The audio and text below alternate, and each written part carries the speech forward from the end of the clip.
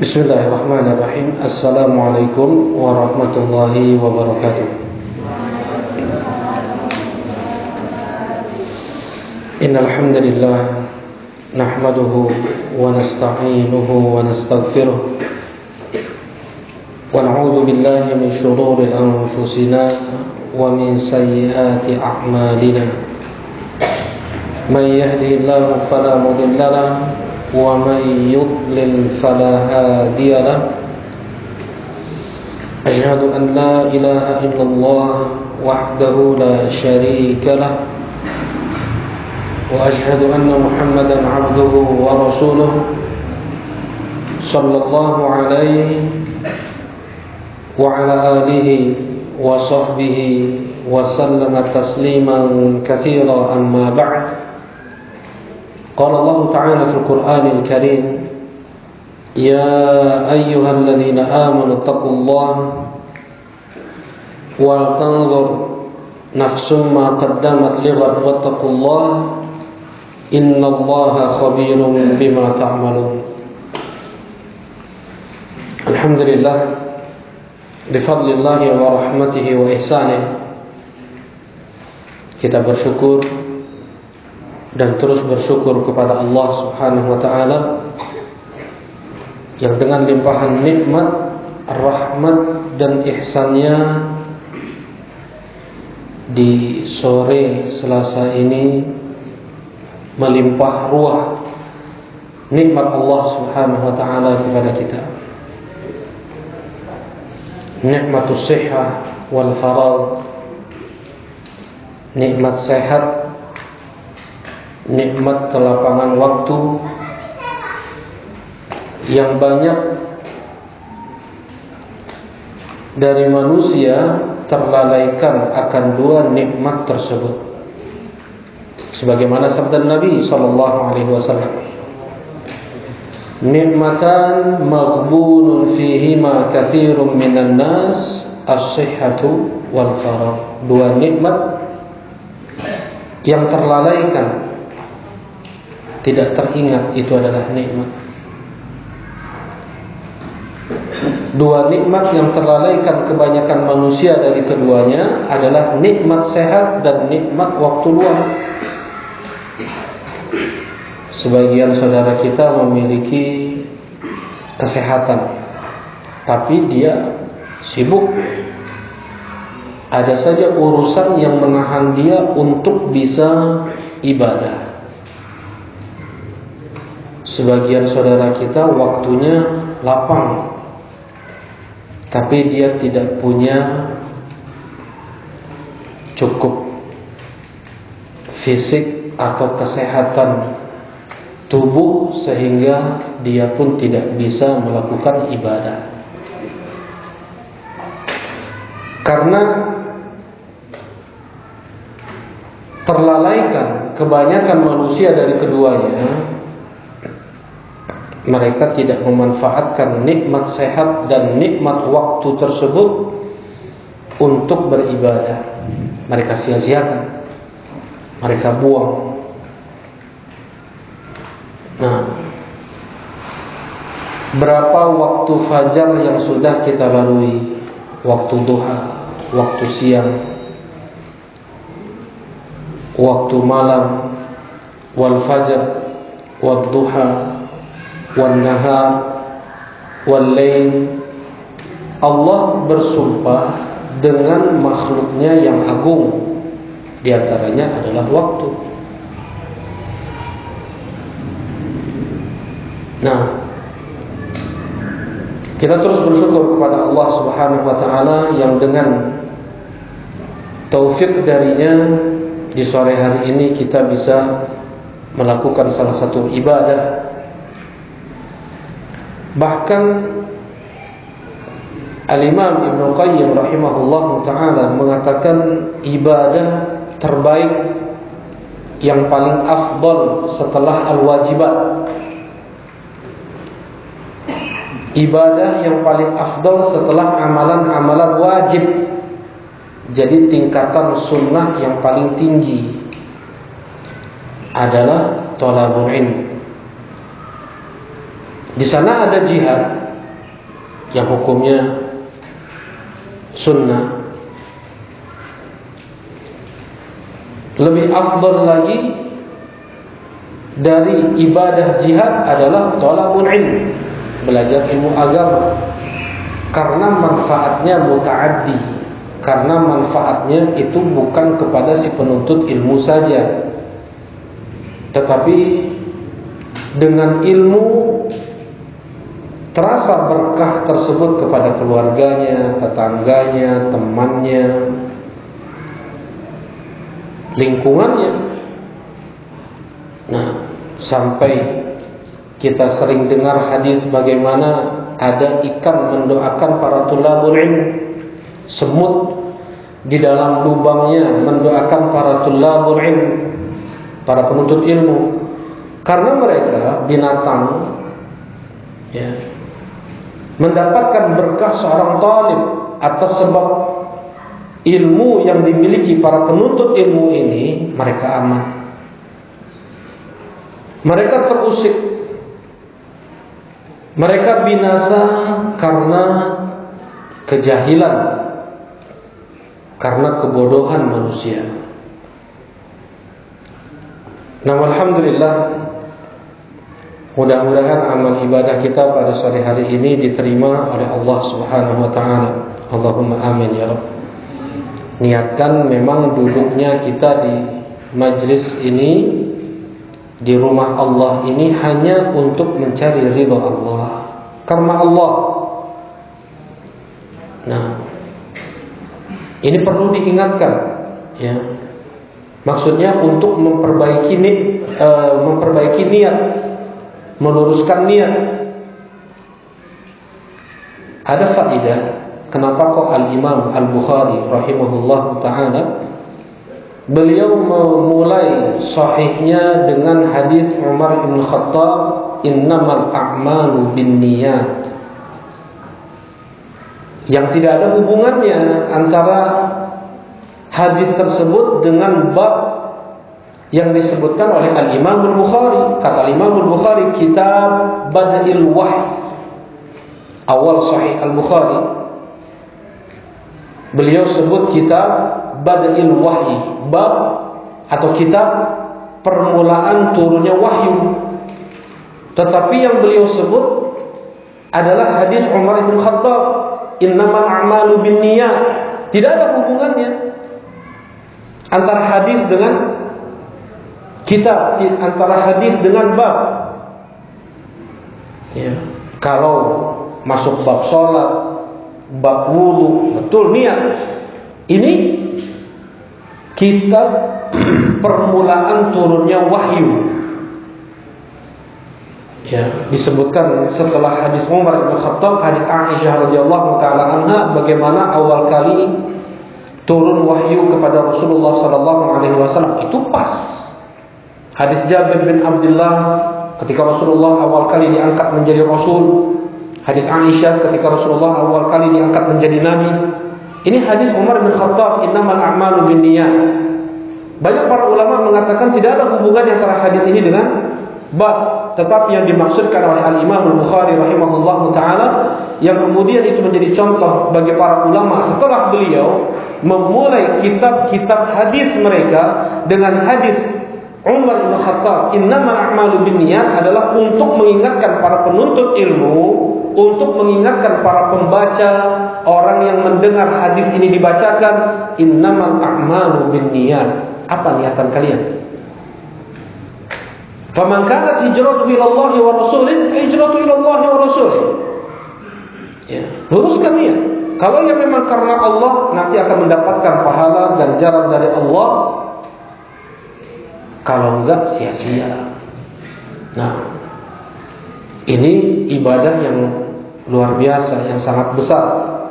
Ya, kata Allah apa?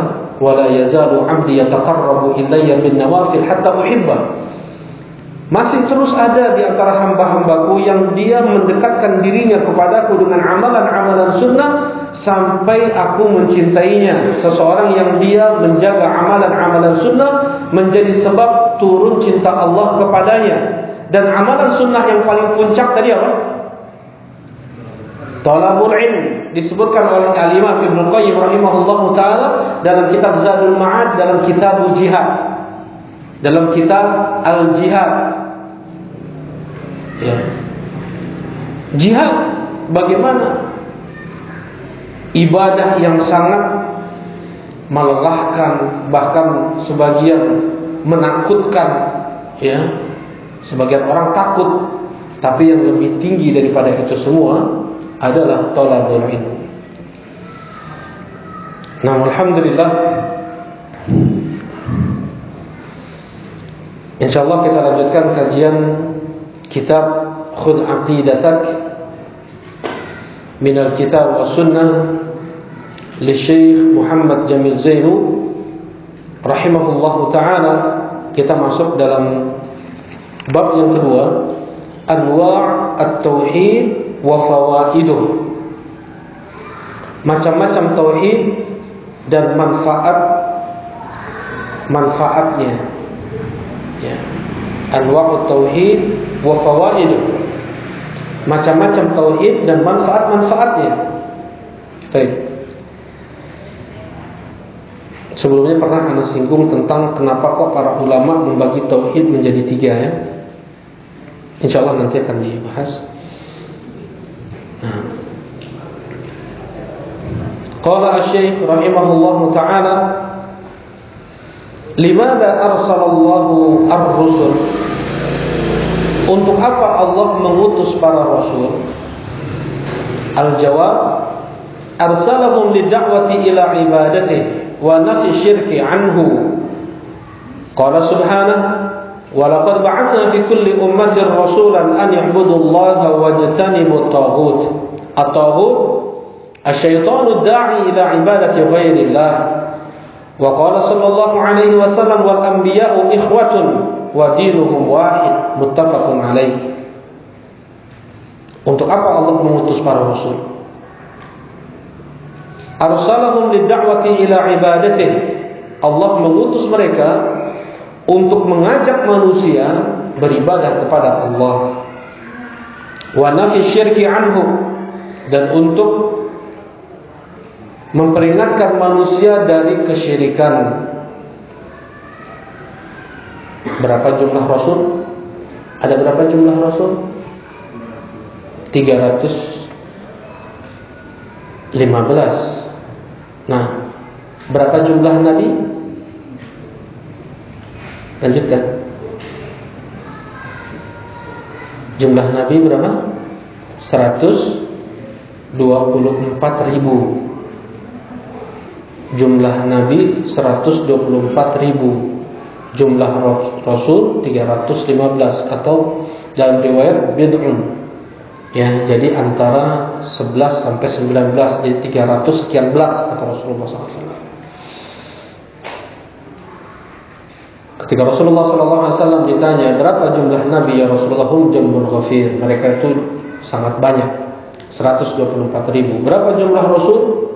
300 sekian belas, dan riwayat yang lain 315.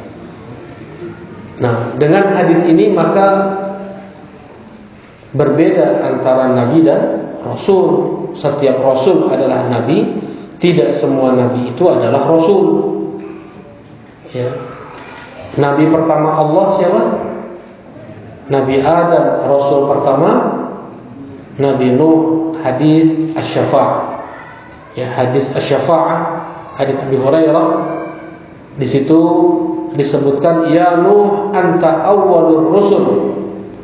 Wahai Nuh, engkau adalah rasul pertama Allah. Nah, rasul pertama adalah Nabi Nuh. Apa bedanya nabi dan rasul? Apa bedanya nabi dan rasul? Sebagian mengatakan kalau nabi diperintahkan untuk berdakwah, kalau nabi tidak diperintahkan untuk berdakwah, sedangkan rasul diperintahkan untuk berdakwah. Ini terkritik perbedaan nabi dan rasul yang seperti ini. Karena Rasulullah SAW mengatakan, "Ma min nabiyyin qabli illa anzara ummatahu bi syarri ma ya'lamuhu lahum wa dalla ummatahu bi khairin ma ya'lamuhu lahum. Tidak ada nabi sebelumku kecuali mereka memperingatkan umatnya tentang keburukan apa yang mereka tahu untuk mereka. Yang apa yang mereka para nabi tersebut tahu untuk umatnya. Dan mereka para nabi menunjukkan kebaikan apa yang nabi tahu untuk umatnya. Jadi apa? Para nabi pun apa? Berdakwah. Dan kata Rasulullah SAW, tidak ada nabi sebelumku kecuali mereka sudah memperingatkan umatnya tentang Dajjal. Berarti nabi berdakwah. Andaikan seorang yang memiliki ilmu saja diperintahkan untuk berdakwah, dia bukan nabi. Tentunya para nabi lebih berhak lagi untuk apa? Menyampaikan ilmu, untuk berdakwah. Balighu anni walau ayat, kata Rasulullah SAW. Sampaikan dariku walaupun satu ayat. Baik. Jadi perbedaan nabi dan rasul yang seperti ini terkritik. Sebagian ulama mengatakan nabi mengikuti syariat rasul sebelumnya, sedangkan rasul membawa syariat baru. Sebagian ulama lain mengatakan kalau nabi itu diutus kepada kaum yang tidak menentang, sedangkan rasul diutus kepada kaum yang menentang.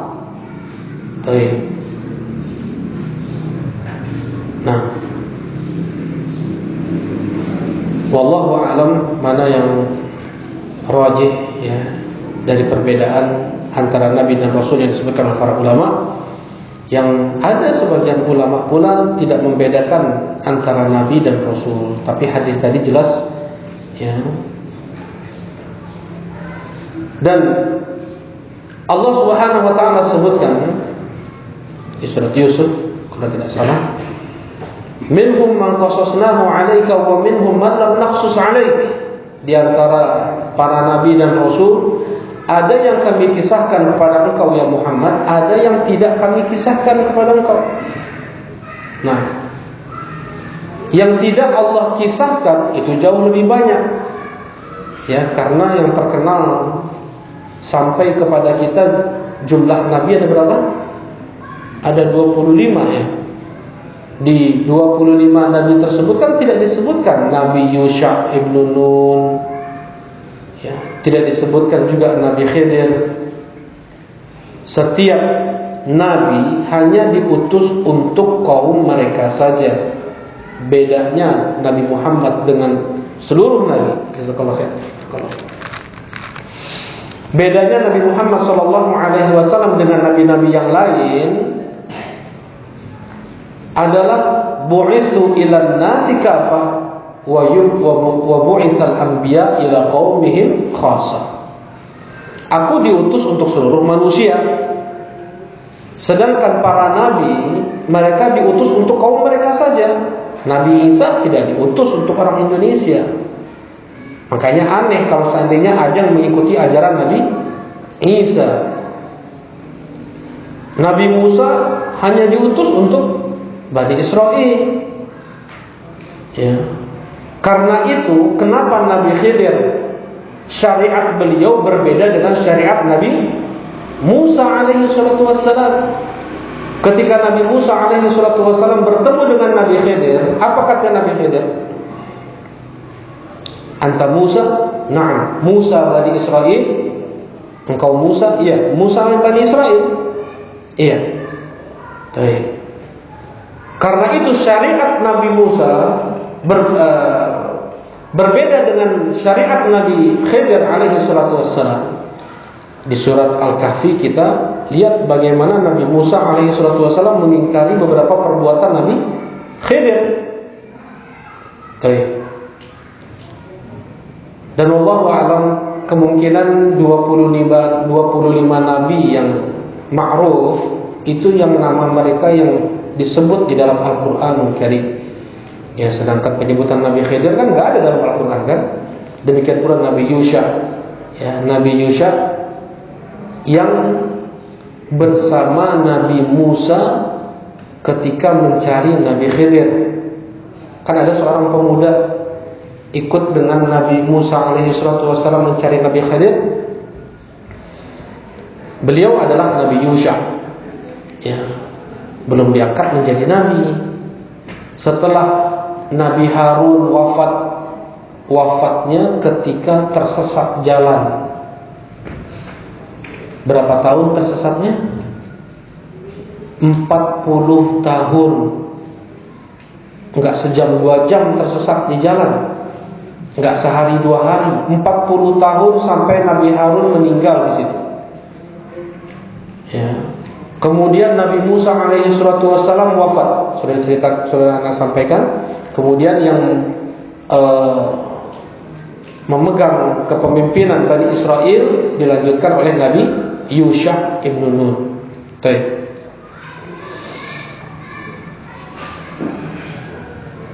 Dan Nabi terakhir Allah Subhanahu wa taala, demikian pula Rasul terakhir Allah Subhanahu wa taala adalah Nabi Muhammad ibn Abdullah ibn Abdul Muttalib ibn Hashim ibn Abdul Manaf ibn Qusay ibn Kilab ibn Murrah ibn Ka'ab ibn Lu'ay.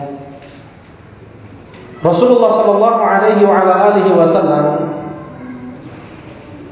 sebagai nabi terakhir dan dakwah seluruh nabi dari di sini seluruh rasul. Limadza arsalallahu rusul? Untuk apa Allah Subhanahu wa taala mengutus para rasul? Arsalahum lid'awati ila ibadatih. Allah Subhanahu wa taala mengutus para rasul untuk berdakwah, ya, menyerukan tauhid, mengajak orang-orang hanya beribadah kepada Allah dan memperingatkan manusia dari kesyirikan. Dari awal Rasul yaitu Nabi Nuh alaihi salatu wassalam, ya, karena Nabi Adam alaihi salatu wassalam beliau tidak mendapatkan anak cucunya dalam keadaan syirik, tetapi ada anak beliau yang melakukan apa? Maksiat. Ya. Salah satu putra Adam membunuh saudaranya sehingga pembunuhan terjadi. Setelah itu di dunia ini dosanya kembali kepada anak Adam yang pertama, karena dia yang mencontohkan pembunuhan. Nah, Rasul pertama Allah adalah Nabi Nuh. Dari sejak Nabi Nuh alaihi salatu wassalam sampai Rasul terakhir Allah yaitu Nabi Muhammad sallallahu alaihi wasallam, dakwah mereka sebagaimana di surat An-Nahl ayat 36, "Walaqad ba'atsna fi kulli ummatin rasulan an i'budullaha wajtanibut taghut." Kami telah utus seorang rasul kepada setiap umat. Bagaimana kalau seandainya ada satu umat tidak datang kepada mereka rasul? Ya, sebagaimana Allah sebut di surat Al-Isra, "Wa ma kunna mu'adzibin hatta nab'atha rasula." Kami tidak mengazab suatu kaum sampai kami utus kepada mereka seorang rasul. Jadi kalau ada sekelompok orang tinggal di hutan, dia tidak tahu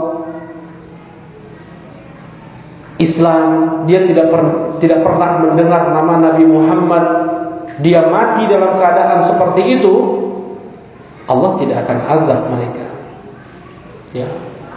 Wa ma kunna mu'adzibin hatta nab'atha rasula. Kami tidak mengazab satu kaum sampai kami utus kepada mereka seorang rasul. Walaupun ada sebagian pendapat, ya, mengatakan mereka nanti diuji. Baik.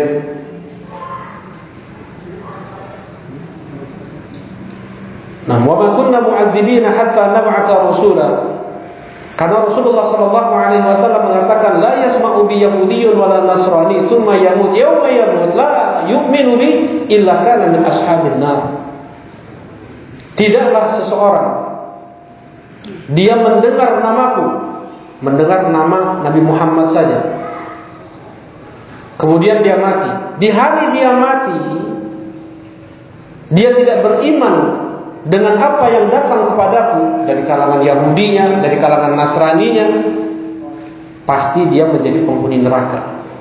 cukup hujah Allah kepada seseorang, ya, untuk dia masuk neraka adalah dengan dia mendengar nama Nabi Muhammad, mendengar Islam, kemudian dia tidak mendatangi, dia tidak mempelajari apa itu Islam, siapa itu Nabi Muhammad. Cukup itu sebagai hujah Allah untuk mengazab mereka.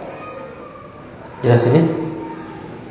La yasma'u bi Yahudiyyun wala Nasrani. Tidaklah seorang Yahudi dan seorang Nasrani dia mendengar namaku kemudian dia mati, di hari dia mati dia tidak beriman dengan apa yang datang kepadaku, pasti dia penghuni neraka. Itu kata Rasulullah sallallahu alaihi wasallam. Nah,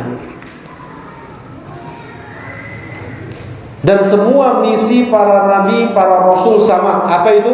Walaqad ba'atsna fi kulli ummatin rasulan an ya'budullaha wajtanibut taghut. Inti dakwahnya adalah tauhidul uluhiyah, menjadikan Allah satu-satunya yang diibadahi, yang disembah, hanya untuk beribadah kepada Allah.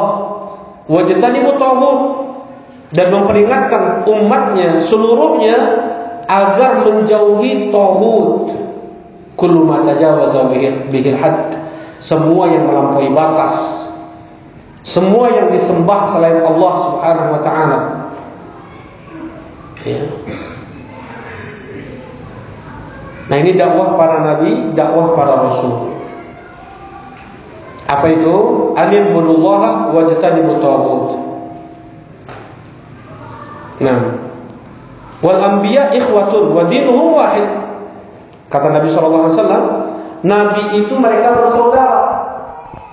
Ketika Rasulullah sallallahu alaihi wasallam Isra Mi'raj, ketika Rasulullah sallallahu alaihi wasallam Mi'raj, kalau Isra kan perjalanan dari Masjidil Haram ke Masjidil Aqsa dengan mengendarai apa? Burak. Kalau Mi'raj dari Masjidil Aqsa ke Sidratil Muntaha dengan menaiki Mi'raj. Apa itu Mi'raj? Sulam, tangga, dengan menaiki tangga. Dan jarak antara bumi dengan langit yang pertama berapa jaraknya? Berapa? Kalau dari sini ke Tasik berapa jam? Jalan kaki ada 1 hari lebih ya. Kalau dari sini ke langit yang pertama 500 tahun perjalanan non-stop. 500 tahun perjalanan, dan tebalnya 500 tahun perjalanan. Dari langit pertama ke langit kedua 500 tahun perjalanan. Dari langit kedua ke langit yang ketiga 500 tahun perjalanan, sampai ke langit yang ketujuh. Ya. Di atas langit yang ketujuh ada kursi berbentuk seperti kubah, jaraknya pun 500 tahun perjalanan. Dan kubah atau kursi Allah adalah maudhi' qadamai Rahman, tempat kedua kaki Allah Subhanahu wa taala. Di atas kursi ada bahr, ada samudra lautan. Antara kursi dengan bahr, dengan samudra lautan 500 tahun perjalanan. Tebal laut itu 500 tahun perjalanan. Dan di atas laut ada Arsyur Rahman, 500 tahun perjalanan. Wallahu istawa 'alal arsy, dan Allah beristiwa di atas arsy. Ketika Rasulullah SAW melihat tangga yang sedemikian tingginya menuju langit yang pertama, apa kata Rasulullah? Astagfirullah, nggak mungkin aku bisa naik tangga setinggi ini. Di surat di Sahih Bukhari, kata Jibril alaihi salatu wassalam, kami membantumu. Kemudian naiklah Rasulullah SAW bertemu di langit pertama dengan Nabi Adam alaihi salatu wassalam. Apa kata beliau? Marhaban bibni as-salih, selamat datang wahai putraku yang saleh. Kemudian naik lagi ke langit kedua, bertemu dengan Nabi Isa dan Nabi Yahya. Mereka ini sepupuan. Ya, Nabi Yahya dengan Nabi Isa itu sepupuan. Ibu mereka beradik kakak. Ya, ibu Nabi Yahya dengan ibu Nabi Isa itu adik kakak. Nah, apa kata mereka? Marhaban bi akhi soleh. Selamat datang saudaraku yang soleh. Kalau Nabi Adam, kalau Nabi Muhammad SAW keturunan Nabi Adam. Ya, kalau Nabi Muhammad SAW hanya bersaudara dengan Nabi Isa alaihissalam. Ketemunya di mana? Di Nabi Ibrahim alaihissalam. Nabi Ibrahim punya dua putra, yang satu Ismail, yang satu Ishak. Ishak punya putra namanya Yakub. Yakub beliaulah yang dikatakan Israel. Yakub beliaulah yang dikatakan Israel, Bani Israel, keturunan Nabi Yakub alaihissalam. Karena itu para ulama tidak mau mengatakan negara Israel, karena Israel Muslim, Nabi Ibrahim Muslim. Maka Ibrahimu Yahudiyan wala Nasraniyan walakin hanifan musliman. Tidaklah Ibrahim itu seorang Yahudi, tidak pula seorang Nasrani, tetapi Ibrahim itu seorang yang hanif dan Muslim. Ya, agama Nabi Yakub, agama Nabi Ishak sama dengan agama Nabi Ibrahim alaihissalam. Sebagaimana di surat Al-Baqarah, wasiat Nabi Ibrahim, wasiat Nabi Yakub kepada putra-putra mereka. Baik. Tidak lahir dari Nabi Ismail dari Nabi Ismail kecuali hanya Nabi Muhammad sallallahu alaihi wasallam, dan dari Nabi Ishak inilah yang terlahir beribu nabi. Ya, dalam satu waktu itu banyak nabi, banyak rasul. Satu kampung sini ada berapa nabi, kampung sana ada berapa nabi. Kemudian mereka atau orang-orang Yahudi, ya, mereka ini pemburu para nabi. Kalau mereka dengar ada nabi di kampung ini, mereka kejar. Ya, kemudian mereka tangkap, mereka bunuh. Mereka adalah pembunuh para nabi. Allah sebutkan dalam Al-Quran berkali-kali, yaqtuluna nabiyyin, yaqtuluna anbiya. Ya. Dan kata Rasulullah sallallahu alaihi wasallam, asyaddun nasi 'adzaban yaumil qiyamah man qatalahu nabi au qatala nabiyyan. Azab yang paling berat nanti di hari kiamat adalah kepada yang dibunuh oleh nabi atau yang membunuh nabi. Jahatnya orang Yahudi itu.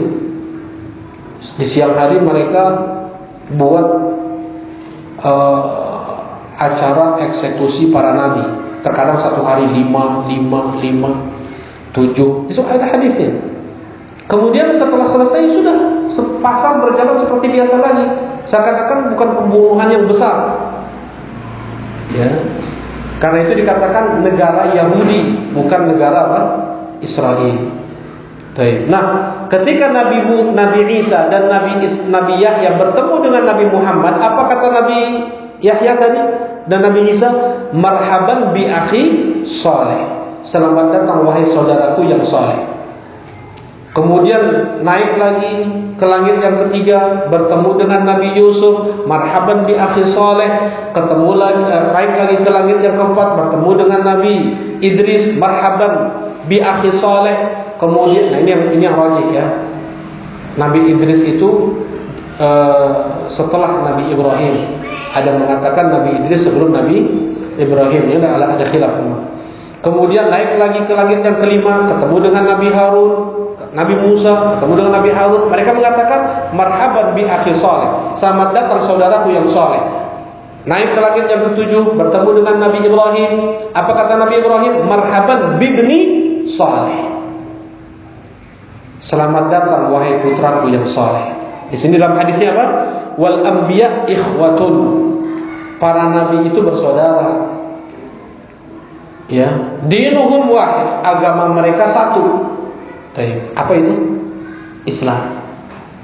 Agama seluruh nabi adalah Islam. Wa 'alallahi fatawakkalu in kuntum muslimin. Kata Nabi Musa alaihi wasallam kepada Bani Israel, kepada Allah lah kalian hanya bertawakal andaikan kalian muslim.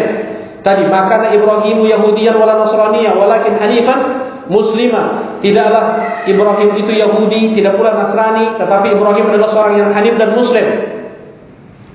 Islam ada dua. Islam bermakna umum, ada Islam bermakna khusus. Islam yang bermakna umum adalah al-istislamu lillahi bitauhid wal inqiyadu lahu bitta'ah wal khulus wal bara'ah minasyirk wa ahli. Islam yang bermakna umum adalah berserah diri sepenuhnya untuk Allah dengan mentauhidkannya. Wal inqiyadu lahu bitta'ah, tunduk patuh dengan menaatinya. Al khulus wal bara'ah, ya, membersihkan diri, berlepas diri dari kesyirikan dan ahli syirik. Ini Islam seluruh nabi. Inna bura'a'u minkum wa mimma ta'buduna min dunillah kafarna bikum wa bada bainana wa bainakumul adawata wal baghdha abadan. Kata Nabi Ibrahim, ya, kami berlepas diri dari kalian wahai musyrik dan dari apa yang kalian sembah. Apa yang mereka sembah, berhala-berhalanya. Jadi muslim dia gak punya ornamen-ornamen kesyirikan, tuh gak ada, ya. Apalagi baju-baju yang menunjukkan ini tempat peribadatan orang-orang kufar, gak ada. Gak ada. Karena muslim dia berlepas diri dari kesyirikan dan ahli syirik. Semua bentuk kesyirikan dimusuhi oleh muslim. Bukan menjadi kebanggaan ditempel di rumahnya, menjadi hiasan di rumahnya, ornamen-ornamen kesyirikan, tempat-tempat peribadatan yang di sana disembah selain Allah Subhanahu wa taala. Nah. Ya. Ya, Anda sudah sampaikan bagaimana Abdullah ibn Amr ibn As, abidus sahabah, hanya memakai baju yang mirip dengan seorang rahib. Apa bedanya rahib sama ahbar? Habr. Ada habr, ada rahib, ada ahbar, ada ruhban. Jamak dari habrun adalah ahbar, jamak dari rahib adalah ruhban. Apa bedanya? Ya, kata Allah di surah At-Taubah. Nah, ahbarahum wa ruhbanahum arbaban min dunillah ittakhadhu ahbarahum wa ruhbanahum arbaban min dunillah. Ahbar adalah alim, ulama dari kalangan ahlul kitab. Julukannya apa? Habar. Ulama, ya. Kalau rahib adalah abid, orang yang gemar ibadahnya dari kalangan ahlul kitab. Baik. Abdullah ibn Abbas, julukan beliau apa? Habr. Abdullah ibn Abbas, julukan beliau Habr. Habr hadhihi ummah. Ya, maksudnya ulama besarnya umat ini. Kemudian tadi ketika Abdullah ibn Amr bin As memakai baju yang mirip rahib saja, kata Rasulullah SAW apa? Bakar. Ya Rasulullah, ini bisa dicuci.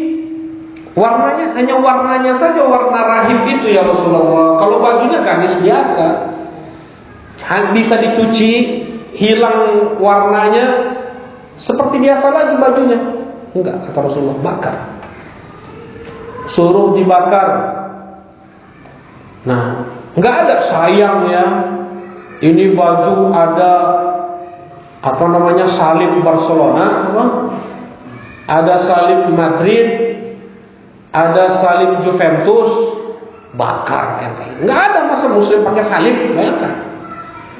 Muslim pakai baju salib. Akal mana coba yang bisa masuk? Mereka nggak ada pakai baju. Umar bin Khattab ada mereka pakai. Donald Trump kemarin ada pakai baju Umar bin Khattab. Jadi kita tuh harus ada tertanam la ilaha illallah itu sampai relung hati yang paling dalam. Kalau sudah bilang la ilaha illallah, berarti dia meyakini la ilaha, tidak ada sesembahan yang hak illallah kecuali Allah. Dia meyakini semua sesembahan itu batil, sesat. Ya. Dia nggak akan mengatakan semua agama itu satu. Agama itu semuanya sama, nggak mungkin terucap dari seorang muslim seperti itu. Karena dia mengucapkan la ilaha illallah. Yang boleh disembah hanya Allah, selainnya nggak boleh. Selainnya sesat, batil. Itu makna la ilaha illallah. Kalau dia masih mengucapkan semua agama itu sama, dia nggak ngerti la ilaha illallah. Bahkan dipertanyakan lagi syahadatnya. Apa sih syahadat itu? Syahadat, kemarin sudah sampaikan kan? Apa syahadat? Pelafalan at-talaffuz ma'alima wa aiqana. Syahadat adalah pengucapan apa yang diilmui dan diyakini. Itu syahadat. Melafalkan, mengucapkan sesuatu yang diilmui dan diyakini. Karena itulah orang-orang kafir Quraisy, mereka tidak mau mengucapkan la ilaha illallah. Kenapa? Karena mereka tahu konsekuensinya. Apa itu? Harus menghancurkan 360 berhala yang ada di sekitar Ka'bah. Harus mereka hancurkan Al-Lata wal Uzza wa Manat, 3 berhala besar yang dimiliki oleh orang-orang musyrikin pada saat itu. Itu konsekuensinya. Makanya tak mau. Aja'alal alihata ilahu wahidah. Apakah Muhammad mau menjadikan ilah yang banyak ini hanya jadi satu ilah saja? Ujab. Inna hadza la syai'un ujab. Aneh Muhammad. Nah, orang musyrikin Quraisy, mereka orang Arab asli, tahu bahasa Arab. Karena itu mereka tahu konsekuensi dari kalimat la ilaha illallah. Sebagian orang sekarang ngomong la ilaha illallah, tapi apa? Masih juga ngarap berkah ke kuburan wali, berkah ke ke kuburan nabi, batu keramat, pohon keramat. Nah, itu kalimat la ilaha illallah kan kita bahas insyaallah. Jadi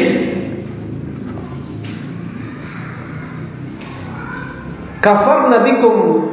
Nah, tadi kata Nabi Ibrahim apa? Inna bara'a'u minkum wa mimma ta'buduna min dunillah. Kami berlepas diri dari kalian dan dari apa yang kalian sembah. Ya. Makanya Nabi Ibrahim menghancurkan semua berhala. Apa yang buat sama berhala? Inden, kita kalau mau punya mereka itu inden dulu. Mereka mau pasang berhala di rumah mereka atau di gereja mereka, itu harus inden dulu nggak tuh? Tuhan diperjualbelikan itu sabaraha, ngirimnya makin naon, ya. Itu Tuhan diperjualbelikan, Tuhan dibikin dulu. Nah, inna bura'a'u minkum wa mimma ta'buduna min dunillah. Kami berlepas diri dari kalian dan dari apa yang kalian sembah selain Allah. Kafarna bikum. Kami kufur terhadap kalian. Ya. Wa bada bainana wa bainakumul adawah, dan tertancap permusuhan antara kami dengan kalian abadan, selama-lamanya. Baik. Nah, ini Islam yang bermakna umum. Islam yang bermakna khusus adalah semua yang datang dari Nabi Muhammad sallallahu alaihi wasallam. Ya, selain yang 3 tadi, Islam yang 3 tadi, apa itu? Al-istislamu lillahi bitauhid, wal inqiyadu lahu bitta'ah, wal khulus wal bara'ah minasyirki wal ini sudah hafal Ustaz Iman semuanya. Sudah nama ya?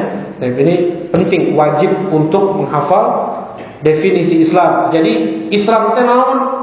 Isya, subuh, lohor, asar. Sebagian mendefinisikan Islam kayak gitu. Jadi Islam tadi yang 3 ini. Al-istislamu lillahi bitauhid wal inqiyadu lahu bitta'ah wal khulus wal bara'ah minasyirk wa ahli. Baik. Seluruh nabi, seluruh rasul. Nah, ditambah kalau syariat yang bermakna khusus adalah semua yang datang dari Nabi Muhammad sallallahu alaihi wasallam, karena beda salatnya yang dibawa oleh Nabi Muhammad sallallahu alaihi wasallam dengan salatnya para nabi sebelumnya. Wudunya gitu juga. Ya, tahu kisah Juraij ya? Juraij yang dituduh dia berzina dengan seorang pelacur. Juraij dia minta wudhu dulu. Dia wudhu dulu, sholat 2 rakaat, kemudian ditusuk perut si anak ini dengan jarinya. Man abu, siapa ayahmu? Abi ar-ra'i, ayahku si penggembala. Nah, di sini Juraij, Bani Israel, mereka dia apa? Sholat, dia berwudhu, dia sholat. Dan beda ya wudhu dan sholatnya dengan wudhu dan sholat yang diajarkan oleh Nabi Muhammad SAW. Baik. Nah, kemudian kita masuk ma huwa tauhidur rabb. Kemudian kita masuk dalam pembagian tauhid. Tauhid itu terbagi sekarang ini kebanyakan para ulama membagi tauhid itu menjadi 3. Ada tauhidul rububiyah, tauhidul uluhiyah, dan tauhidul asma wa sifat. Sebagian ulama-ulama dulu mereka membagi tauhid menjadi 2. Ada tauhidul talab wal qasd dan tauhidul ma'rifah wal isbat. Sama. Ya. Kenapa sih kok para ulama sampai harus mereka membagi tauhid, ada yang 2, ada yang 3? Ya. Karena apa? Sebagian Muslim itu dia nggak ngerti tauhid yang dimaksud dalam ayat-ayat Al-Qur'anul Karim, yang itu menjadi perbedaan antara para nabi dan umat-umat mereka.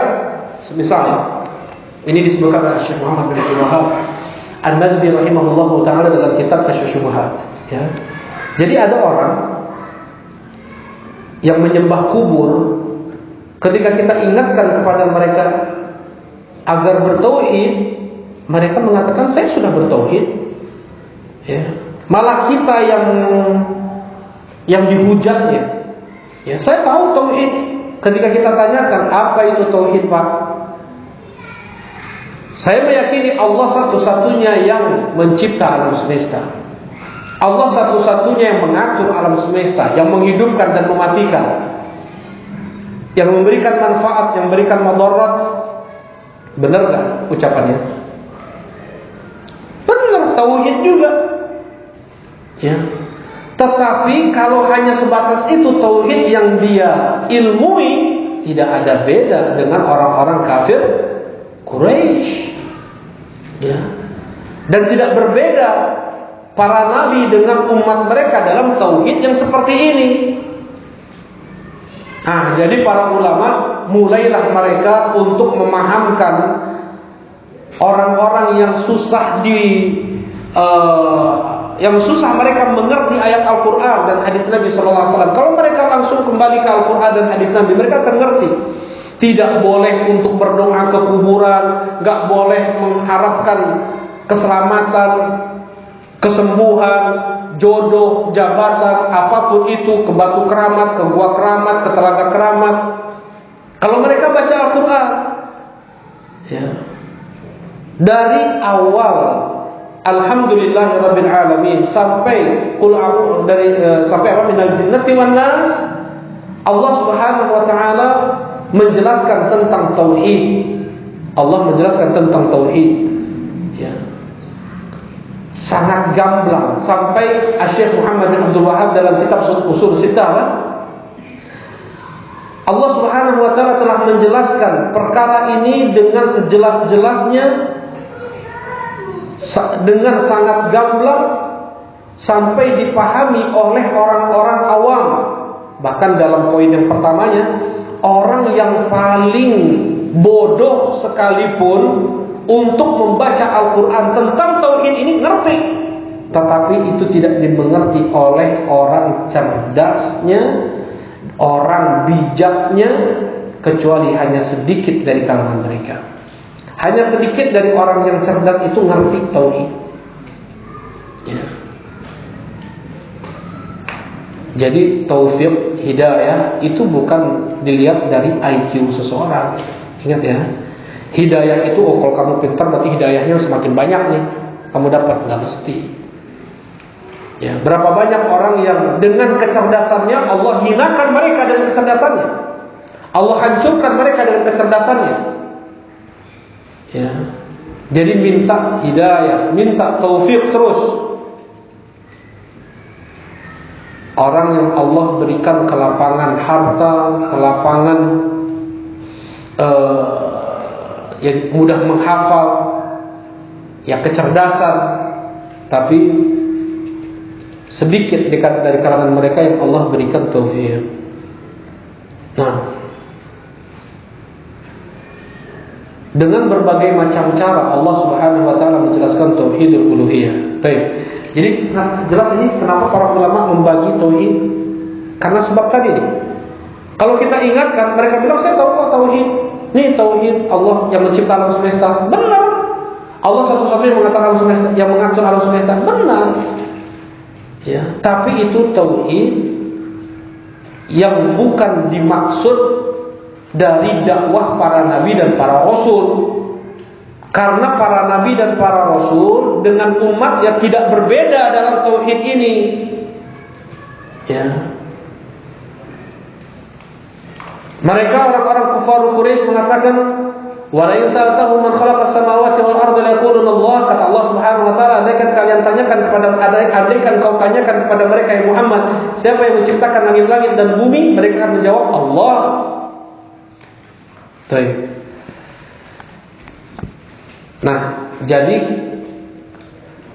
karena ada pemahaman seperti ini dari kalangan sebagian kaum muslimin, perlulah para ulama untuk membagi tauhid biar ngerti mereka ini. Ya sebenarnya Rasulullah SAW nggak ada membagi tauhid terbagi menjadi 3, tauhid terbagi menjadi 2, nggak ada. Kenapa? Karena mereka sudah ngerti, mereka sudah paham. Karena kedangkalan akal otak mereka, orang-orang muslim sebagian sekarang ini, perlulah para ulama untuk menjelaskan, menjabarkan tauhid yang dimaksud oleh para rasul itu ini. Tauhid yang tidak berbeda antara rasul dengan umatnya adalah ini. Seperti itu. Nah,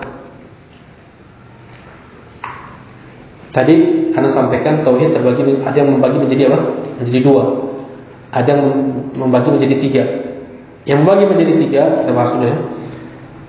Ma huwa tauhidur Rabb? Apa itu tauhidur Rabb? Al-jawab tauhiduhu bi af'alihi kal khalqi wa tadbiri wa ghairihima. Qala Allah Ta'ala, alhamdulillahi rabbil alamin. Wa qala sallallahu alaihi wasallam, anta rabbus samawati wal ard, muttafaqun alaih. Yang pertama adalah tauhidur Rabb. Apa itu tauhidur Rabb? Tauhiduhu bi af'ali, menunggalkan Allah dalam perbuatan-perbuatan Allah. Apa saja perbuatan Allah? Al-khalq, mencipta, wa tadbir, mengatur, al-mulk, kekuasaan, ar-rizq, yang memberi rizki, ya, an-nafi' wad-dar, yang memberikan manfaat, memberikan madarat, yang mendatangkan penyakit, yang mengangkat penyakit, yang menghidupkan dan mematikan, yang memberi hidayah, yang tidak dan yang tidak memberi hidayah. Allah yudil, Allah yahdi wa yudil. Allah yahdi man yasha wa yudillu man yasha. Ini kembalinya kemana? Tauhid apa? Ar-rububiyah. Jelas ini ya. Baik. Ketika Allah memberikan hidayah, itu tauhidur rububiyah. Allah mematikan, Allah menghidupkan, tauhidur rububiyah. Allah meninggikan harga, Allah Subhanahu wa taala. Baik. Yang membuat angin berjalan dengan lembut, ada yang sampai berjalan dengan kencang, Allah Subhanahu wa taala. Tauhidur Rabb adalah menunggalkan Allah dalam perbuatannya, atau dikenal dengan tauhidur rububiyah. Dikenal dengan tauhid ar-rububiyah, menunggalkan Allah dalam perbuatan Allah, ya, mencipta, mengatur, menguasai. Mana dalilnya? Alhamdulillahi Rabbil Alamin. Segala puji bagi Allah, Rabb semesta alam. Rabb semesta alam. Apa makna Rabb? Yang mencipta, yang memberi makan, yang memberi minum, yang memberi malam, yang memberi siang, yang menjadikan bumi bisa diinjak, yang menjadikan langit tanpa tiang, yang menurunkan hujan, kadang gerimis, kadang lebat. Baik. Itu Rabb. Alhamdulillah Rabbil Alamin, yang mencipta alam semesta. Apa itu alam? Segala sesuatu selain Allah. Alam adalah segala sesuatu selain Allah. Jadi segala sesuatu selain Allah diciptakan oleh Allah dan diatur mereka itu oleh Allah, dan ada qadarnya. Inna kulla syai'in khalaqnahu biqadar. Apa sih qadar? Ada ukurannya. Panjang pendeknya, tinggi rendahnya, tebal tipisnya, ada semuanya. Itu makna qadar. Ya, ada ukurannya semuanya, ada takdir ketetapannya. Baik. Ma huwa tauhidul ilah? Apa itu tauhidul ilah? Atau kita kenal dengan tauhid al-uluhiyah. Huwa ifraduhu bil ibadah kad-du'a wa dzabhi wan nazar. Menunggalkan Allah dalam perbuatan hamba, menunggalkan Allah dalam ibadah. Siapa yang melakukan ibadah? Hanya para hamba. Ya. Allah tidak melakukan ibadah. Allah tidak diberi keselamatan, karena Allah yang memberikan keselamatan. Jelas ini. Dulu di awal-awal sholat, para sahabat itu mengatakan Assalamu ala Allah, keselamatan untuk Allah. Kata Rasulullah, Inna Allah huwa salam. Allah dialah as-salam. Allah yang memberi keselamatan kepada alam semesta ini. Bukan arti tidak ada yang memberikan keselamatan kepada Allah. Baik. Siapa yang melakukan ibadah? Para hamba. Ifraduhu bil ibadah, menunggalkan Allah dalam perbuatan seorang hamba. Apa saja itu? Ad-du'a wa dzabh wa nazar dan yang lainnya. Ya, berdoa, menyembelih, bernazar. Baik. Apalagi ibadah itu? Saum. Nah, ibadah baik itu senyum atau menyingkirkan gangguan dari jalan, memotong ranting yang melintang menghalangi jalannya kaum muslimin. Ya, selain ibadah-ibadah yang jelas seperti sholat, zakat, puasa, haji, umroh.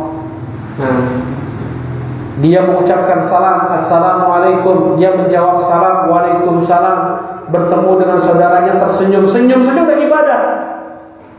Nah, ada orang yang mencela dia lebih memilih diam, ibadah. Coba. Nah, apapun yang dianjurkan di dalam Islam, atau dipuji perbuatan tersebut, atau diperintahkan untuk melakukan perbuatan tersebut, itulah ibadah. Nah, apa itu tauhidul ilah? Tauhidul uluhiyah adalah menunggalkan Allah dalam ibadah. Menunggalkan Allah dalam ibadah. Ya. Jangan berdoa kepada Allah, berdoa juga kepada selain Allah. Ya. Kemudian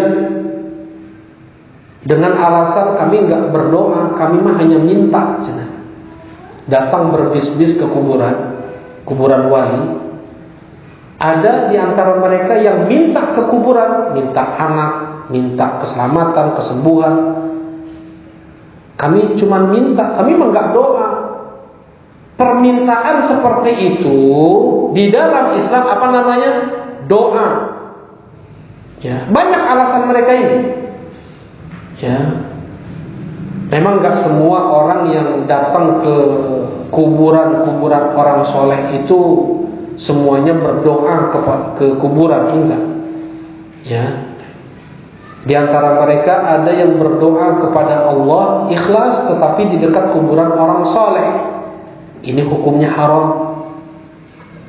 Doanya hanya kepada Allah. Dia merasa kalau seandainya dia berdoa di dekat kuburan orang soleh, selalu doanya dikabulkan oleh Allah, dan dia selalu mendapatkan ketenangan, khusyuk dalam beribadah, mau itu sholat atau berdoa.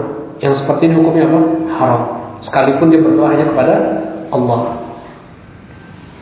Nah, mana dalilnya? Ketika Ummu Salamah dan Ummu Habibah menceritakan gereja megah yang mereka lihat di negeri Habasyah, kata Rasulullah SAW, "Inna ulaiki," mereka itu, wahai Ummu Habibah, ya kaf di ulaik itu tergantung mukhatabnya kemana. Mereka itu ula, mereka itu ki, wahai engkau Ummu Habibah, wahai Ummu Salamah. Jadi seperti itu. Mereka itu, wahai Ummu Habibah, wahai Ummu Salamah, apabila ada orang soleh di kalangan mereka mati, mereka bangun di atas kuburannya masjid. Kemudian mereka lukis lukisan-lukisan orang soleh ini, wajah-wajah orang soleh. Kemudian, mereka adalah seburuk-buruk makhluk di sisi Allah Subhanahu Wa Taala. Ini yang dijadikan dalil oleh para ulama. Ya, mereka beribadah dengan khusyuk di dekat kuburan orang soleh. Hukumnya haram. Dan ini menjadi sebab seseorang menyembah kuburan tersebut. Pertama-tama dia tidak menyembah kuburan, dia berdoa kepada Allah. Kalau saya berdoa kepada Allah dikabulkan, apalagi berdoa ke kuburan orang soleh. Nah, ini diantara jerat-jerat iblis, ya, untuk membawa mereka ke neraka sedikit demi sedikit. Nah,